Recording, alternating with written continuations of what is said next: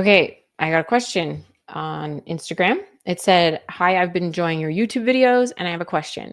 I'm currently on prednisone since February, and I think it's given me a stomach ulcer. I take it with food and just finished 2 weeks of Pepcid. I was curious, can prednisone be taken with baking soda instead of Pepcid? Thanks so much." So the ulcer is the problem here. And Pepcid is a way to deal with the symptoms of an ulcer. Pepcid doesn't usually heal an ulcer per se, and neither does baking soda. It's kind of more of a symptom control. It just makes it so it doesn't bother you as much. And so, yeah, Pepcid is Famotidine is the generic name for it. And it will make it so you don't have so much acid reflux. At least you don't feel them. Like Pepcid can help really just with the symptoms. And it doesn't really necessarily cure an ulcer. It may help make it not so horrible for you, but it doesn't usually cure it.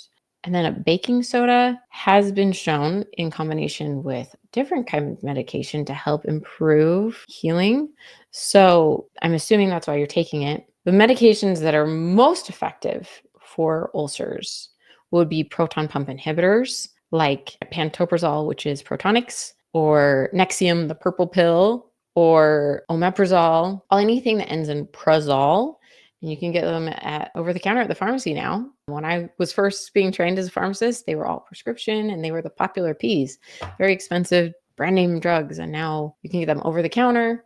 And they are much more effective than Pepcid or baking soda. But they did a combination one, dexlansoprazole with baking soda. And then they charged like $500 a month just to add a few teaspoons of baking soda to the prescription drug.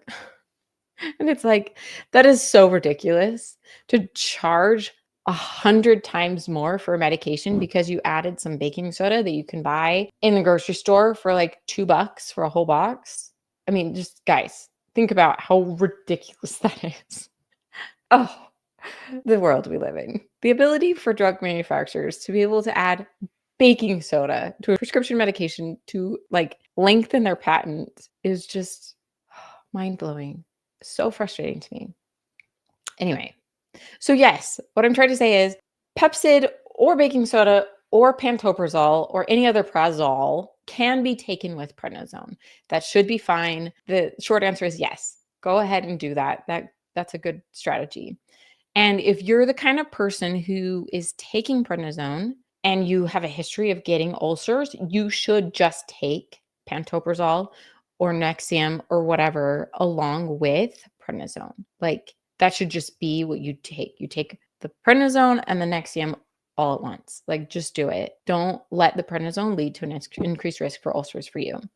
And then the other person who should definitely be on the lookout for ulcers is someone who's taking prednisone and ibuprofen or naproxen or Celebrex or any other NSAID, because those can increase the risk for building up an ulcer. That's because the prednisone is a steroid and the other drugs, ibuprofen as the example, are NSAIDs, which are non-steroidal anti-inflammatory drugs. So the prednisone is an anti-inflammatory drug, and these are not prednisone anti-inflammatory drugs. And they're working kind of overlapping, and it can just really affect your gut and lead to an ulcer in your gut. So if you have to take prednisone and ibuprofen, then you also have to take Nexium or pantoprazole or whatever. Like you have to do that, or you're going to increase your risk dramatically for ulcers.